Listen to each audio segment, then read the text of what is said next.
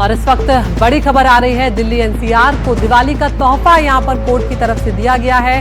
Green पटाखों को supreme court ने मंजूरी दे दी है। तो बहुत वक्त के बाद यहां पर अब आपको दिल्ली एनसीआर के इलाकों में पटाखों की गूंज दिल्ली में सुनाई देगी। दिवाली के वक्त में दिल्ली एनसीआर को यहां पर सुप्रीम कोर्ट की तरफ से ग्रीन पटाखों को मंजूरी दे दी गई है। मुख्यमंत्री रेखा गुप्ता ने कहा था कि सरकार ये अपील करेगी सुप्रीम कोर्ट से, ये करोड़ों लोगों की आस्था का विषय है और ग्रीन पटाखों को कम से कम अनुमति दी जाए ताकि लोग अपना त्योहार जो है वो अपने तरीके से मना पाएं। और अब यहाँ पर सुप्रीम कोर्ट ने ग्रीन पटाखों को मंजूरी दे दी है। हालांकि हम ये भी जानते हैं कि प्रदूषण को देखते हुए ग्रेप 1 जो है वो भी यहाँ पर लागू किया गया है और कुछ शर्तें भी यहाँ पर इस मंजूरी के साथ सुप्रीम कोर्ट ने लागू की है और शर्तों के साथ लेकिन ग्रीन पटाखों को मंजूरी दे दी गई है। यानी कि दिवाली के दिन अब आपको पटाखों की गूंज दिल्ली एनसीआर के इलाकों में सुनाई देगी, क्योंकि सुप्रीम कोर्ट ने ये बड़ा फैसला यहाँ पर सुनाया है।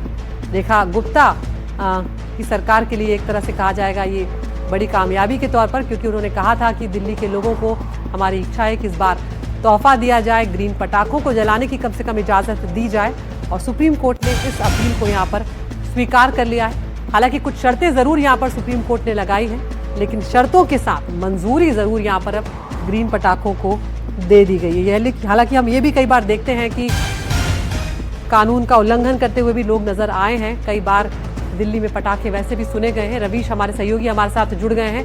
तो रवीश, एक बड़ी खबर, सुप्रीम कोर्ट ने ग्रीन पटाखों को मंजूरी दे दी है। क्या जो शर्तें हैं उनको लेकर जानकारी मिल पाई है मंजूरी के बाद? जी देखिए, ये बहुत बड़ी खबर है कि 18 अक्टूबर से लेकर 21 अक्टूबर तक ग्रीन पटाखों को मंजूरी दी गई है। और जैसा कि सुप्रीम कोर्ट ने कहा भी है कि जो तस्करी करके या फिर गैर कानूनी तरीके से जो दिल्ली पटाखे पहुंच रहे हैं उनसे ज्यादा नुकसान होता है। ये भी कहा गया है कि इन जो ग्रीन पटाखे हैं इसमें QR कोड होना चाहिए और इसमें बाकायदा ये बताया जाना चाहिए कि आखिर इन पटाखों में क्या क्या चीज है, क्योंकि कई सारे जो प्रदूषण की मुख्य वजह होती है वो यही होती है कि जो पटाखे में सल्फर का एक बहुत बड़ा कंपोनेंट होता है, तो उसके वजह से सल्फर और नाइट्रेट की वजह से जो है वो ज्यादा प्रदूषण होता है। तो जानकारों का ये कहना है कि अगर ग्रीन पटाखे जलाए जाएंगे तो उससे 30% की कमी प्रदूषण में आएगी। तो इन सारी दलीलों को सुनने के बाद सुप्रीम कोर्ट ने कुछ शर्तों के साथ में अब ग्रीन पटाखे को मंजूरी दी है। ये भी कहा गया है कि ये ग्रीन पटाखे जो बाजार में आएंगे बाकायदा इनकी जांच होगी और इनके जो QR कोड है वो इसमें लगाया जाना जरूरी है। अपलोड कीजिए कि आखिर उसमें क्या क्या चीजें हैं, ताकि आम लोगों को जब वो ग्रीन पटाखे खरीदें तो उनको पता हो कि इसमें क्या क्या क्या कुछ है। हालांकि दिल्ली के बहुत सारे जो पर्यावरणविद हैं उनका ये मानना है कि ग्रीन पटाखों को भी उस तरीके से मंजूरी नहीं देनी चाहिए, क्योंकि कई सारी दलीलें रखी गई थी।